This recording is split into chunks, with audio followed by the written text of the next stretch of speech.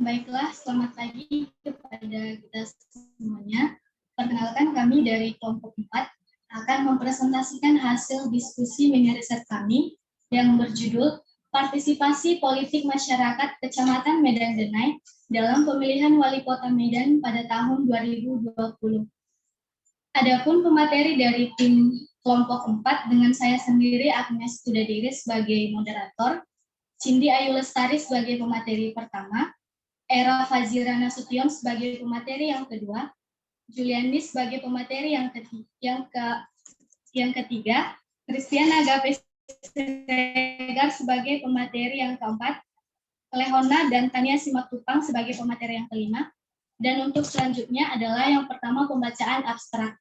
Pada abstrak ini berisi mengenai gambaran umum dari hasil mini riset yang telah kami lakukan di Kecamatan Medan Denai dalam pemilihan Wali Kota Medan pada tahun 2020.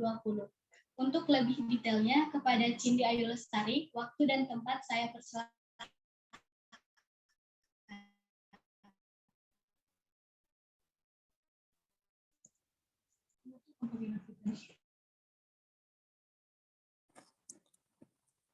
Terima kasih kepada moderator.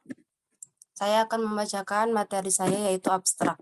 Partisipasi politik masyarakat Kota Medan terhadap pemilihan Wali Kota Medan, salah satu indikator keberhasilan penyelenggaraan pemilihan kepala daerah dapat dilihat dari keikutsertaan masyarakat dalam menggunakan hak pilihnya.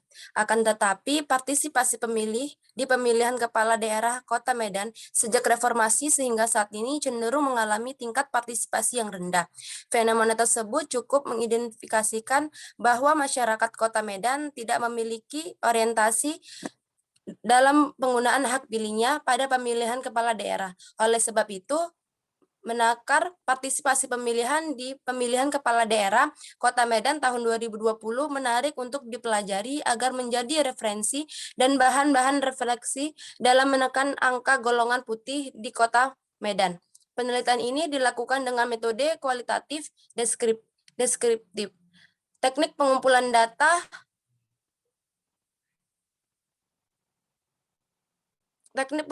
data sekunder berupa jurnal, dokumen, surat kabar, dan data primer melalui wawancara mendalam kepada informasi yang berasal dari lembaga penyelenggaraan pemilu, orientasi politik, dan sosial. Hasil penelitian menunjukkan partisipasi masyarakat Kota Medan didominasi partisipasi dalam pemberian suara dan partisipasi total. Selain itu, faktor-faktor yang menentukan tingkat faktor yang pemberian surat dan total. Selain itu, faktor-faktor yang menentukan tingkat partisipasi pada Pilkada 2020 mendatang yaitu kepercayaan terhadap pemerintah dan partai politik dalam rektrum politik dan pemuktahiran dan pemilihan. Sekian dari saya kembalikan ke moderator. Terima kasih kepada Cindy atas pembacaan gambaran umum dari hasil mini riset. Untuk selanjutnya, pendahuluan atau latar belakang kami dalam memilih mini riset ini adalah akan disampaikan oleh Era Fazira Nasution. Kepada Era, waktu dan tempat saya persilahkan. Baik, terima kasih atas waktu dan kesempatan yang telah diberikan oleh moderator kepada saya. Di sini saya akan menyampaikan mengenai pendahuluan yang kami kerjakan sebagai tugas mini riset kami. Partisipasi politik merupakan aspek yang penting dalam sebuah tatanan negara demokrasi, sekaligus juga merupakan ciri khas adanya modernisasi politik. Secara umum, masyarakat tradisional yang sifat kepemimpinan politiknya lebih ditentukan oleh segolongan elit penguasa, keterlibatan warga negara dalam ikut serta mempengaruhi pengambilan keputusan, dan juga mempengaruhi kehidupan bangsa yang relatif sangat kecil. Warga negara yang hanya terdiri dari masyarakat sederhana cenderung kurang diperhitungkan dalam proses-proses politik, menurut Sudijo tahun 2004. Kemajuan perkembangan politik suatu negara dapat dilihat dari baik buruknya partisipasi masyarakatnya, seperti yang dikemukakan oleh Rauf tahun 2001 bahwa kemajuan di bidang politik yang terjadi di negara-negara modern oleh masyarakat akan menjadi inspirasi untuk menilai perkembangan politik negara. Partisipasi merupakan proses aktif dan juga inisiatif yang muncul dari masyarakat dalam suatu kegiatan. Di Indonesia, berpartisipasi politik dijamin oleh negara. Hal ini tercantum dalam pasal 28 Undang-Undang Dasar tahun 1945 yang berbunyi, kemerdekaan bersifat dan berserikat dan berkumpul, mengeluarkan pikiran dengan lisan dan sebagainya ditetapkan dalam undang-undang. Selain itu, diatur juga dalam Undang-Undang Nomor 12 Tahun 2005 mengenai jaminan hak-hak sipil dan juga politik, di mana poin-poin hak yang harus dilindungi oleh negara mengenai hak berpendapat, hak berserikat, hak memilih, dan hak dipilih, hak sama di hadapan hukum dan pemerintahan, hak mendapatkan keadilan, dan lain-lain. Menurut Budiarjo tahun 2009, partisipasi politik adalah kegiatan seseorang atau kelompok orang untuk ikut serta secara aktif dalam kehidupan politik, antara lain dengan jalan memilih pimpinan negara yang secara langsung ataupun tidak langsung mempengaruhi kebijakan pemerintah. Berdasarkan hasil observasi lapangan, tepatnya di lokasi Medan Denai, Sumatera Utara, Indonesia merupakan suatu lingkungan yang sebagian masyarakatnya ikut berperan atau ikut dalam suatu organisasi partai politik. Masyarakat yang tinggal di pemukiman tersebut pada dasarnya adalah mempunyai pekerjaan yang berbeda-beda, mulai dari pekerjaan sebagai petani, pegawai negeri sipil, dan lain-lain. Akan tetapi, terdapat sebagian dari masyarakat yang masih merasa tidak penting untuk mengikuti kegiatan politik, khususnya pada saat pemilu. Hal tersebut dikarenakan masyarakat sudah bosan dengan janji-janji para caleg terdahulu. Masyarakat merasa ikut atau tidaknya dalam berpartisipasi pada pemilu, caleg tidak juga akan merubah kehidupan mereka, di mana mereka juga harus siap untuk tetap banting tulang untuk memenuhi kebutuhan hidup mereka. Dari latar belakang yang telah saya sampaikan di atas, maka kami dari kelompok 4 tertarik untuk melakukan tugas mini riset dengan judul Partisipasi Politik Masyarakat Kecamatan Medan Denai dalam Pilwakot Medan 2020. Baiklah, sekian yang dapat saya sampaikan. Untuk selanjutnya, saya serahkan kepada moderator. Terima kasih kepada Era atas materi yang disampaikan. Dalam mengkaji hasil mini riset yang telah kami lakukan di Kecamatan Medan Denai, adapun kajian teori yang kami gunakan akan disampaikan oleh Juliandi. Kepada Juliandi, waktu dan tempat saya persilahkan. Baik, sebelumnya terima kasih kepada moderator. Di sini saya akan menyampaikan yaitu kajian teori. Yang pertama adalah pengertian pemilu. Pengertian pemilihan umum adalah suatu proses untuk memilih orang-orang yang akan menduduki kursi pemerintahan. Pemilihan umum diadakan untuk mewujudkan negara yang demokrasi, di mana para pemimpinnya dipilih berdasarkan suatu mayoritas yang terbanyak. Menurut Ali Murtopo, pengertian pemilu adalah sebagai berikut. Pada hakikatnya, pemilu adalah sarana yang tersedia bagi rakyat untuk menjalankan kedaulatannya sesuai dengan asas-asas yang bermaktub dalam pembukaan Undang-Undang Dasar 1945. Pemilu itu sendiri pada dasarnya adalah suatu lembaga yang demokrasi yang memilih anggota-anggota perwakilan rakyat dalam MPR, DPR, DPRD, yang pada gilirannya bertugas untuk bersama-sama dengan pemerintah menetapkan politik dan jalannya pemerintah negara. Sedangkan menurut Sarbini pada tahun 2015 di halaman 107 menyatakan bahwa pemilu merupakan arena pertarungan untuk mengisi jabatan politik di pemerintahan yang akan dilakukan menggunakan cara pemilihan yang dilakukan oleh warga negara yang bersyarat. Maka dari itu berdasarkan pengertian menurut para ahli dapat disimpulkan bahwasanya pemilu merupakan cara yang dilakukan oleh rakyat untuk menentukan pemimpin dan wakil pemimpin yang dipimpin pemerintahan serta dapat dikatakan sebagai hak masyarakat sebagai warga negara untuk memilih wakilnya di pemerintahan. Yang kedua adalah pelaksanaan pemilihan umum di Indonesia. Perlu diketahui bahwa negara Indonesia menganut sistem pemilu proporsional dalam Undang-Undang Nomor 8 Tahun 2012 tentang pemilihan umum. anggota DPR, DPD, dan DPRD sepakat memilih sistem proporsional terbuka. Sistem proporsional terbuka ini merupakan sistem di mana pemilih ataupun rakyat diberikan pilihan secara langsung kepada calon wakil dan mereka masing-masing untuk mendapatkan kursi di parlemen. Pemilu yang berkualitas dapat dilihat dari dua sisi. Yang pertama itu sisi proses dan sisi hasil. Apabila dilihat dari sisi proses, yaitu pemilu dapat dikatakan berkualitas jika pemilu tersebut berlangsung secara demokratis, jujur, adil, dan aman, tertib, dan lancar. Sedangkan jika dilihat dari sisi hasil, bahwasanya pemilu dapat dikatakan berkualitas jika pemilu tersebut dapat menghasilkan wakil-wakil rakyat dan pemimpin negara yang mampu mewujudkan cita-cita nasional sebagaimana tercantum di dalam pembukaan Undang-Undang Dasar 1945 dan mengangkat harkat dan martabat negara Indonesia.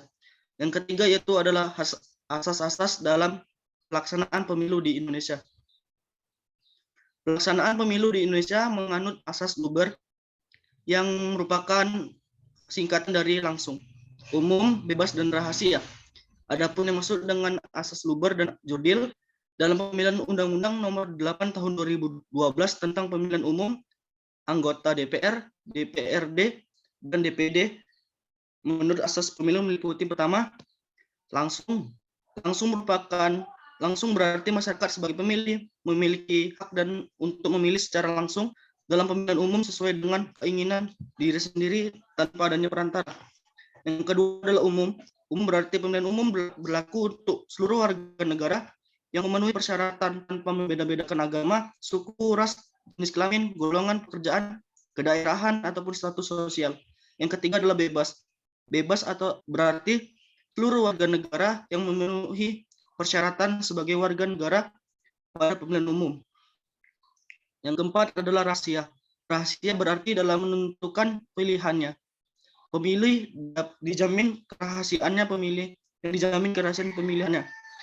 Pemilih memberikan suaranya pada suara dengan tidak adanya diketahui oleh orang lain kepada siapapun suara yang diberikan. Yang kelima adalah jujur. Jujur berarti semua pihak yang terkait dengan pemilu harus bertindak dengan dan bersikap jujur sesuai dengan peraturan perundang-undangan berlaku. Yang keenam adalah adil. Adil berarti dalam pelaksanaan pemilu, setiap pemilih dan peserta pemilihan umum mendapatkan perlakuan, sarana, serta bebas dari kecurangan pihak manapun. Mungkin sekian penyampaian dari saya kembalikan kepada moderator. Terima kasih. Terima kasih kepada Juliandi atas materi yang disampaikan. Untuk menjelaskan materi mengenai metode penelitian yang kami gunakan dari mini riset ini akan disampaikan oleh Christian Siregar. Kepada Christian, waktu dan tempat saya persilahkan. Baik, terima kasih kepada moderator atas kesempatannya. Di sini saya akan menyampaikan tentang metode penelitian. Metode penelitian yang kami gunakan dalam penelitian ini yaitu metode penelitian kualitatif. Metode penelitian kualitatif adalah metode penelitian yang digunakan untuk meneliti pada kondisi objek alamiah, di mana peneliti merupakan instrumen kunci. Penelitian ini diadakan di Medan Denai. Sampel yang dipakai dalam penelitian ini adalah masyarakat di Medan Denai yang tidak ikut berpartisipasi dalam pemilihan wali kota Medan. Pengambilan sampel dalam penelitian ini berjumlah 10 orang responden, terdiri dari 5 orang responden laki-laki dan 5 orang responden perempuan. Adapun instrumen yang kami gunakan dalam penelitian ini yaitu dengan cara menyerahkan kuesioner dan melakukan wawancara kepada masyarakat. Teknik pengumpulan data merupakan langkah yang paling utama dalam penelitian, karena tujuan utama dari penelitian ini adalah mendapatkan sebuah data. Tanpa mengetahui teknik pengumpulan data, maka peneliti tidak dapat mendapatkan data yang memenuhi standar data yang ditetapkan. Adapun teknik pengumpulan data yang digunakan dalam penelitian ini yaitu menggunakan angket dan kuesioner serta wawancara terkait partisipasi politik masyarakat Kota Medan dalam pemilihan wali kota tahun 2020 khususnya di daerah Medan Denai, Sumatera Utara. Sekian penyampaian dari saya, selanjutnya saya kembalikan kepada moderator. Terima kasih. Baik, terima kasih kepada Christian atas materi yang disampaikan. Untuk hasil dan pembahasan dari hasil mini riset kami akan disampaikan oleh Lehona Simanjuntak dan Tania Situmeang. kepada Leona Simanjuntak. Waktu dan tempat saya persilahkan. Baik, terima kasih kepada moderator. Di sini saya akan menyampaikan materi saya. Hasil dan pembahasan. Kecamatan Medan Denai adalah salah satu dari 21 kecamatan yang berada di Kota Medan, Provinsi Sumatera Utara, Indonesia. Kecamatan Medan Denai berbatasan dengan Medan Kota dan Medan Area di sebelah barat, Kabupaten Deli Serdang di sebelah timur, Medan Amplas di sebelah selatan, dan Medan Tembung di sebelah utara. Daerah ini adalah bekas kawasan perkebunan tembakau Deli yang terkenal. Kecamatan Medan Denai dengan luas wilayahnya 8,85 km persegi. Kecamatan Medan Denai adalah wilayah timur Kota Medan yang langsung dengan Kabupaten Deli Serdang dengan jumlah penduduknya 141.866 jiwa. Daerah ini pada awalnya adalah bekas perkebunan tembakau Deli yang terkenal. Karena itu, daerah ini daerah pengembangan, maka di Kecamatan Medan Denai banyak terdapat usaha agrobisnis seperti pengolahan kopi. Potensi dan produk unggulan dari kecamatan ini berupa produksi sepatu dan sandal, produksi molding dan bahan bangunan, produksi sulaman bordir. Kelurahan di Kecamatan Medan Denai, Kota Medan, Sumatera Utara antara lain yaitu Binjai, Denai, Medan Tenggara, Tegal Sari Mandala 1, Tegal Sari Mandala 2, Tegal Sari Mandala 3. Pada akhirnya, total suara yang dikumpulkan pada pemilihan wali kota tahun 2020 di Medan Denai sebanyak 48.278 suara, dengan pemilihan Akhyar Nasution, Salman Al-Farisi sebanyak 23.846 suara, sedangkan Bobi Nasution, Aulia Rahman memperoleh suara sebanyak 24.413 suara. Di bawah ini adalah hasil dari wawancara yang telah dilakukan oleh kelompok 4 pada tanggal 7 April 2022. Di antaranya, nama responden yang pertama Aprilia Mulin Nabila, jenis kelamin perempuan, pekerjaan wira swasta, agama Islam, suku Jawa. Alasan tidak memilih adalah adanya kendala yang bersifat teknis yang dialami oleh pemilih sehingga menghalanginya untuk menggunakan hak pilih seperti pada saat hari pencoblosan pemilih sedang sakit. Yang kedua, nama responden Ahmad Misbahuddin, jenis kelamin laki-laki, pekerjaan security, agama Islam, suku Jawa. Alasan tidak memilih, Bapak Ahmad mengatakan bahwa mereka yang malas dengan keadaan yang tidak berubah atau pada saat kampanye berlangsung, calon dari parpol tertentu seringkali mengumbar janji-janji serta visi misi yang membuat mereka memilih calon tersebut. Tapi hal ini tidak sejalan dengan apa yang terrealisasi dalam sistem pemerintahan yang terjadi, sehingga mereka memutuskan untuk tidak memilih atau golput. Yang ketiga, ada Bintang Fajar Ramadan, jenis kelamin laki-laki, pekerjaan security, agama Islam, suku Jawa. Alasan tidak memilih yaitu banyak dari sektor informal yang baru mendapatkan penghasilan ketika mereka bekerja. Tidak bekerja berarti tidak ada penghasilan. Maka hal tersebut membuat pemilih untuk tidak memilih. Pemilih dalam kondisi seperti ini dihadapkan pada dua pilihan, menggunakan hak pilih yang akan mengancam berkurang yang penghasilan atau pergi bekerja dan tidak memilih. Yang keempat ada Denny Firman Maulana, jenis kelamin laki-laki, pekerjaan wirausaha, agama Islam, suku Jawa. Alasan tidak memilih yaitu masyarakat yang apatis terhadap pemerintah. Masyarakat menjadi masa bodoh dan tidak mempunyai minat atau perhatian terhadap orang lain, keadaan serta gejala-gejala sosial politik lainnya. Masyarakat yang dengan sadar tidak menggunakan hak pilihnya karena menilai pemilu tidak ada gunanya, karena menganggap tidak linier dengan kesejahteraan yang mereka idam-idamkan. Yang kelima ada Dea Angelika Tian Putri, jenis kelamin perempuan, pekerjaan wira swasta, agama Islam, suku Jawa. Alasan tidak memilih adalah karena si ibu tidak terdaftar dan tidak mendapat kartu pemilih atau kartu undangan pemilih belum sampai kepada dia. Sekian materi saya kembalikan kepada moderator. Terima kasih kepada Leona atas materinya. Untuk selanjutnya kepada Tania Situmel untuk melanjutkan hasil dan pembahasan. Waktu dan tempat saya persilahkan.